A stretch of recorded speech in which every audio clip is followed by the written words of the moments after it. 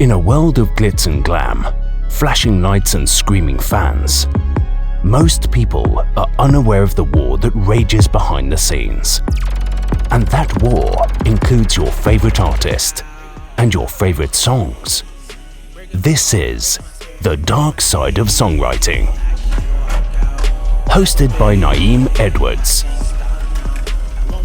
Welcome to The Dark Side of Songwriting. My name is Nayim Edwards. I am your host, and today, is it going how we said it was going to go, or is it happening how we said it was going to happen? Meg Thee Stallion got these hit dogs hollering with her new song, Hiss, which is the second single that is going to be a part of a larger concept project that she's going to be dropping. If you remember that first song, Cobras, we're not guessing our way through it. We said Cobras was coming out. No, we didn't know the name, but we knew that she was going to have to go the route of vulnerability because there was nowhere else to go. She just was in the trial of the century, the hip hop trial of the century, the biggest thing that had been going on for years. And even though she won, she lost public opinion. So she was going to have to come and do the interpersonal thing. She was going to have to come out and give you the vulnerabilities because we knew over here, we were the only ones that was really saying it, that she was, it's me and then it's the fleet, so affiliates and friends of the show. She don't have nowhere else to go because nobody else gonna want to hear nothing about anything else other than her telling her story. So she got interpersonal. She let us into that window in her soul and in her mind and what was going on and where she was at. And if you remember the imagery from Cobras, it was the snake eating its own tail, a Ouroboros, eating yourself alive. So after handling that section of it, naturally, like we said, address yourself first, and then she has to deal with everything else. Because there was no way she was going to let that slide.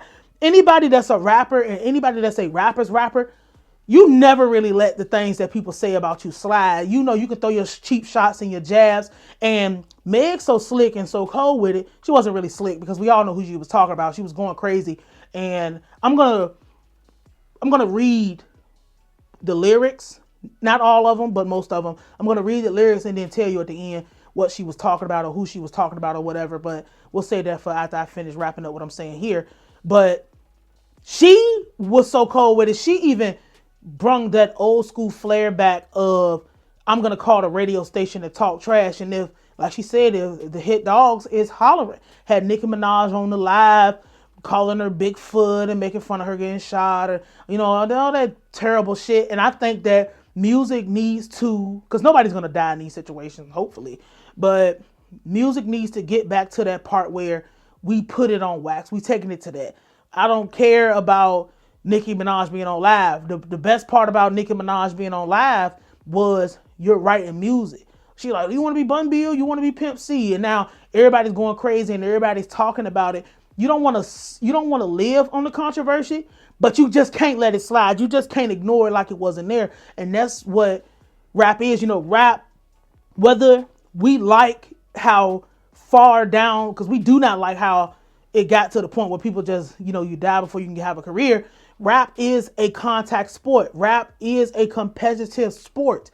If you coming to do this, you're coming to compete. People gonna say shit about you and you need to respond. You need to say something. You need to come back. You need to prove that I'm here because I'm supposed to be here. I'm rapping because I'm supposed to rap.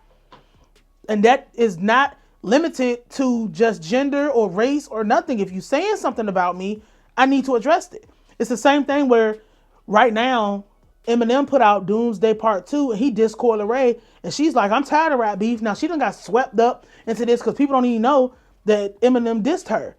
So that's something for another time. I just want to throw that in there because I'm not making no separate video for that. But let's start with the Meg thing. So this is about partisan. All of this is about her ex-boyfriend who nobody respects him. No woman that he's ever been with has ever respected him for real. I feel like Mariah Carey got these niggas so obsessed. My pussy so famous. Might get managed by Kris Jenner next. He can't move on. Can't let it go. He hooked. Nose full of that Tina Snow. And since niggas need Megan to help make money, bitch, come be my hoe. Nobody respects Partisan, bro. Like, nobody respects him. And remember, he just put the song out. And the only thing I remember from the song, because you see how long that lasted. It was literally like half of a day. He's like, I ain't talking to Meg the Stallion, I'm talking to Meg the person. So she addressed that or whatever. This part right here, I saw a video clip, and I'm going to try to put it on the screen. When she said, I can never be judged by a bitch that was dancing, making R. Kelly go viral. Some people are speculating she's talking about Rihanna just based on what the clip was, and she was wearing an R. Kelly shirt, but no confirmation on who the hell that was. This is like a super big mystery. Now, this part, I think she was talking about the baby. Where she says, bodies on bodies on bodies on bodies. Say he fucked Megan, and now he's a topic. These niggas thinking they lowered the value. All this free promo, I'm turning a profit. Hate when a nigga be kissing and telling. Say he a player, but he in his feelings. Bet I won't give up the pussy again. Shit should have gave it to his friend. I think that's about the baby. Because remember that the baby was the person that unprovokingly came out and was talking about fucking Meg the Stallion when he brought Tory Lanez out on the stage and everything like that. And I want to just put this in here, and I'm not going to spend all my time going through all of this. Just listen to the song, but this is just something to think about. I think that was about the baby because we know that the baby did that for attention. Like when he brought Tory Lanez out when he wasn't supposed to be there. That's what ended up getting Tory Lanez hit even harder with the sentence that he got because you was stalking and harassing, and she had to have a restraining order and you wasn't supposed to be there. I'll say the Nicki Minaj. You know what? I'll just go in order of what the lyrics. So this is about Nicki Minaj. Obviously, it's no way around it. I wish people would just get to saying names, but she said, these hoes don't be mad at Megan. These hoes be mad at Megan's Law. I don't really know what the problem is, but I guarantee y'all don't want me to start. Bitch, you a pussy, never finna check me. Every chance you get, bet your weak ass won't address me. Bitches swear they G, but the G must stand for goofy. And then there was another line about Nicki Minaj that said, bad bitch and the walls ain't bending. So, this line that says, these hoes don't be mad at Megan, these hoes mad at Megan's Law, 100% about Nicki Minaj. Her brother's a registered kitty lover. Her husband's a registered capital R and kitty lover. Megan's Law is the law that it was a little girl named Megan who I think she got murdered. She got like assaulted and taken from her and she got murdered. And that's the law that was put in place where you have to register as a sex offender and inform people that you are a sex offender. There's only one person out here running around with sex offenders. And there was a line in here. I don't know if I wrote that down. Where is it at? Oh, man. Is it? Did I write it down? But there was a line in here. I might have it. Where she was talking about being in the hood. Okay, that was about Drake. Never mind. But, yeah, that was absolutely about Nicki Minaj and or whatever. And then that's what had Nicki Minaj getting up calling her Bigfoot. You want to be Pimp C, you want to be Bun B. That's not a shot. So that's ridiculous. So this is when we get into the Tory Lanez stuff. First line. I'm the Teflon Don in the courtroom. They be throwing that dirt. Don't shit stick. That's about Tory Lanez, but it's also about the blogs. The second thing is don't give a fuck who think what. You niggas is typing for nothing. On the internet, typing this shit to me. Write him a letter or something. And then there was another line. This is the end of the song. Say, bitch ass nigga, don't type me nothing else. Don't write me nothing else. Download JPay since y'all niggas got so much to say, or schedule a conjugal visit or something. Ha ha ha, dick riding ass niggas. So that is about Tory Lanez obviously shooting back at him, and that is about the blogs. Because anytime Megan name get brought up, anytime she posts a twerk video, anytime she posts a workout video, anytime she breathe, all you see is free Tory. All you see is people talking about Tory. All people who saying is, oh, she lied because she didn't want to claim him as a body or whatever. I ain't getting into all the sex shit. Another thing that was about the blogs, and then we're going to spin back up to Drake. This was about the blogs. Hoes get views when they trying to diss me. And then there was another line. These niggas don't have fans, they bots. These bitches don't have ass, they shots. And they still tuned in if they fans or not. Allegations from the opposition. Bitch niggas just eating it up. These blogs get paid to lie. Y'all talk that shit and y'all broke as fuck. So, I mean, that's pretty self-explanatory. We don't have to go through that.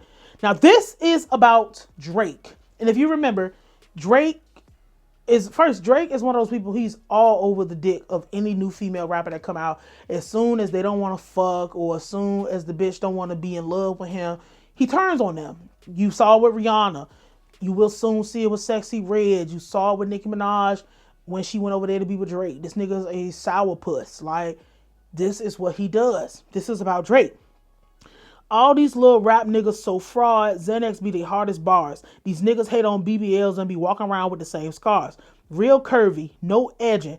Niggas fight to get in my section. Don't speak on my body count if the dick ain't worth coming back for seconds.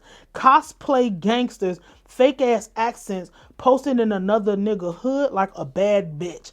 And we know that Drake is a rap groupie. He run around with 21. He run around with really pretty much anybody that he can leech off of, and that's just what he do. That also, that line of posted in another nigga hood like a bad bitch, that could be for Nicki Minaj's husband, because again, remember that Nicki Minaj's husband was in the Bronx or wherever the fuck he was at, out there looking for her. They was like, Cardi B, where you at? And all, remember that goofy ass shit.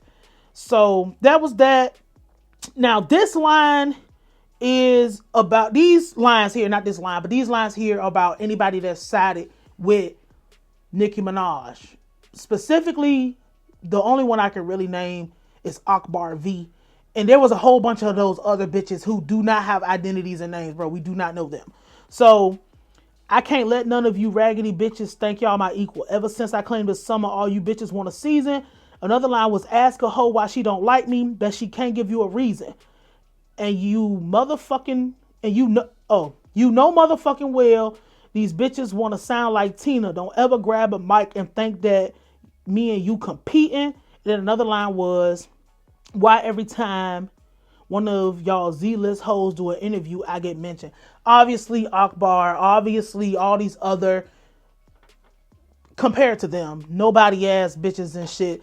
And this is exactly what we said was going to happen. And this is going to trigger, everybody's going to respond. Like, anybody who she said, they're going to all respond. I'm telling you now, whether it's a cheap shot, a slick shot, or we know Nicki Minaj is going to come out and straight respond. That's what she going to do. But that's what makes it so much of a rap thing. It's because, like, you saying something about me, you doing something about me, I'll do this. The blogs might not fuck with Meg. I looked at Rap Caviar today and I noticed that Meg is not on Rap Caviar. This is how you know she's independent. Either way, this is a win because you are independent. So you're going to benefit from all this attention. You're going to benefit from all this press. You're going to make all of this money. And this could be a very good comeback. The only thing I would advise is let this be it and just move on. Like she said in the beginning, but we don't know. Either way, this is what she was supposed to do. And when the concept come out, you got to talk about everything. You can't just talk about this. We need to hear about everything. And I've seen people, you want to bring that up like that's got something to do with her, and shit, you go to Nicki Minaj page and hit like. All of her likes is about shooting at Meg, and that old hoe over there having a meltdown. Like it's over there, she's over there going fucking crazy. But this is the dark side of songwriting. Once you in this shit, you are on the ride, and it's not no getting off the ride if you serious about actually having a destination to get to. But like I said, we didn't guess our way through. We knew this shit was coming. It is what it is. I'm wishing Meg a successful career. Shout out to Source, her engineer, producer. It's. I think it's good. I think it's good for her because you need to talk like this. You need to. Anybody that wants to be dominant in any genre, in any situation, you got to take it. Nobody's going to give it to you. Ain't no crowning nobody no queen of nothing. Ain't no crowning nobody the best of shit. Meg Thee Stallion has already proved, because like I said, female rap ain't about selling no records. We can bullshit and talk about selling records and all of this shit. She got a Planet Fitness deal. She just did. I think it was a Nike commercial or some shit. Like, it's a lot of shit that she already has been able to amass on her own. She's going to be good. Whether it look good to people who do not understand the business or not. To be an independent artist of any caliber, a female rapper is a license to print money. It has nothing to do with selling. Female rappers didn't start selling music heavily like that until Missy Elliott and Nicki Minaj. No other female rapper has sold like them. So it's not about selling records if only two motherfuckers can sell them. We've entered that era of personality. We've entered that era of people wanting to know your business. We've entered that era of people wanting to know what the fuck happened. And Meg is going to have to fight back. She cannot allow the internet to beat her. She cannot allow people to defeat her. She has to have this attitude, but she has to mean it. It can't just be for show. It has to be, I'm not allowing y'all to defeat me. Fuck you. Fuck him. If you want to be with him so much, you go fuck him in jail. Like, she's going to have to talk like that. She's going to have that attitude if she's going to survive this game. And we'll keep you posted about what's going to be coming next.